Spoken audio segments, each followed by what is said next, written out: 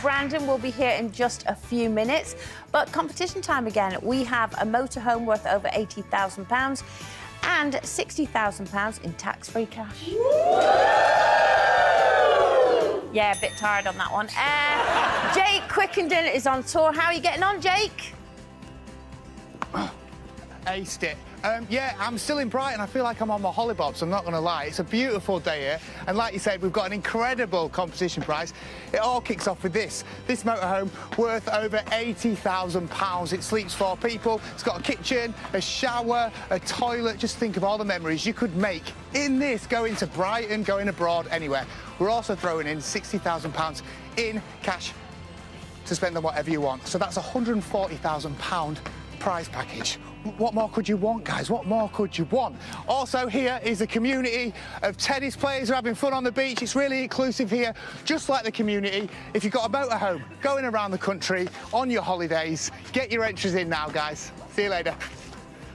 For your chance to win £60,000 and a motorhome, text prize to 62525. Text costs £2 plus 1 standard network rate message. Go to the website, entries cost £2. Call 09068 782525. Calls cost £2 plus your network access charge. Or post your name and phone number to 8018 PO Box 7558 Derby DE1 0NQ. Entrants must be 18 or over. Lines close on Friday the 2nd of May at 3 p.m. We'll be calling the winner live during Good Morning Britain, Lorraine, This Morning or Loose Women after all entry routes have closed. Good luck! Every week in May is payday, so get your entries in really, really quickly for your chance to win. We'll be phoning the winner live on air next week. See you later, girls. Bye, Jake. Thank you. Today's guest is the star of the stage and screen. His voice, charisma and iconic roles have captivated audience for decades. But who can forget Michael Brandon as the tough, street-smart detective, Lieutenant James Dempsey? Look, Lieutenant. Lieutenant. Somehow, I don't think this is going to work. Why is that? I mean, how can we carry this off if we don't even like each other? Well, who says we have to like each other? Lots of married couples hate each other's guts. We could be one of them. What do you say, Sharon? Baby? Please welcome Michael Brandon. Oh, thank you for being here. Thank you for having me. I mean, when we look back on that, it really was iconic, that whole series. I was so in love with both of you, and I was desperate for you to actually be together off screen and on. I mean, did you ever realise when you first started doing it that this actually was going to be the woman that you're going to spend the rest of your life with? That guy didn't have a clue what was going to happen. Really? Married 35 years, you know. Wow.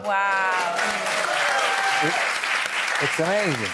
And so still cute. Yeah. Different ways, Beautiful. but like, you know, Yeah. you said rekindling, whatever. Yeah. She does things that just crack me up, and I think you keep laughing and you keep loving, you know. And do you celebrate all your anniversaries every year?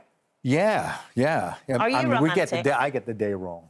Oh, okay. I always, since the day we married, I always had it one day wrong, because that's when everybody came for it, like over from America, wherever, and my friends were here, and I remember that, and I picked that day, and she says, no, it wasn't that. Oh. But she remembers everything. Well, Michael, And the amazing thing is, because she's a woman, she can put it in any order, and, like, I get beat. Would that happen? I don't know, you know, but anyway. Well, you've brought this amazing book out. It's called That's All I'm Saying. It's out tomorrow, 1st of May. May? Yeah. Yeah, May 1st. Wow. So Long time coming. it's an incredible book. It shows how long you've been in the business. You can see how thick the book is. And there must be stories like that, so many in there from your life. And what inspired you to finally sit down and do this? Well, a couple of things. One, there was when my dad passed away, I wrote a story called God's Laughing Now. And I sent it to the Times Magazine for that article on relations. And Robin Morgan, he was the editor. And he called me and he said, I want to meet you for lunch. And I met him at this restaurant. And he had all the pages I sent tied with a piece of leather, and he pushed it across the table. And he said, it's not an article. I don't know. you know, I thought it was funny. I thought it was moving. He said, no, that's a book. I said, well, how could it? He said, that's the chapter of the book you're going to write. And he first, you know, inspired me to get started on that. And then when the pandemic happened, I mean, well, I guess actors were the least affected in that sense because you don't know what day it is anyway, because you, unless you're working, Yeah. you know, weekends and weekdays are the same. I just had a little shed in the back, you know, of the house, and I would go in there and I started writing stories. And the stories were for different parts of my life, all these amazing people I had the opportunity to work with and be with, have friendships with, and I started then to connect them. And then what this book did was it gave me an opportunity to relive my life. And I only came that yesterday, it came in to my head that, yeah, you get to look back on all these things, and good and bad, you know, and they affect you, and you go, and then you have to realize, well, why did I do that? Because there were reasons that you fell in love with that person, or why you did that, or you said, yeah, I said yes. My agents called me up. I was working at 20th Century Fox as a writer. I had a script under option. And they called me in to a meeting. And these were the biggest agents in the business, you know, these guys. They sat me in a conference room that had like 40 chairs, right? And said, you know how much money you didn't make this year? Wow. How could I know that? So we know that, and they take out this file. You didn't do this, you didn't do this, you didn't do that. I said, wait a second. I wasn't doing a television series, and I want to do television movies. I did dozens of them, and movies and plays. And he said, well, the winds have changed. You know, that's it. It's not taboo to do television anymore. Actors do everything. And you're going to dry up because you can't do TV movies because all the series at the time had huge casts, you know, Dynasty, you know, and all the medical shows and legal shows. And they give them all the movies you're going to get because they make them sign up for another year. It was good agenting, very good agenting. And I said, okay, so here's a bunch of pilots, see what you want. And I went back to my office. It was terrible. And then there was one on funny paper, A3, right? Or A4. What is it we use here? I forget. A4. A4. Yeah. It was longer, skinnier. Is this Dempsey and Makepeace? Yes. Wow. So that was the Amazing. start. And that was it. And I read this. Oh, I like this one. They said, oh, you're not right for the part. I said, well, I'm not the way it's written, but I got an idea.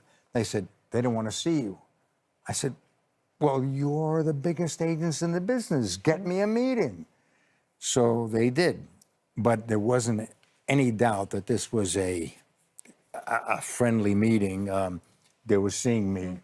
I stood in the doorway while they packed. And I said, look, I see this guy as a New York detective right out of the street. He'll teach this lady, Harriet, you know, the true meaning of the bard's words. You know, there's dynamics. And they left. I said, thank you for your time. And I got a call. They were coming back from the airport. They wanted me to put that on tape. And that was how Dempsey got born. I've got to ask you one thing that's in your book. In a helicopter with Joan Collins. I could not. A minute.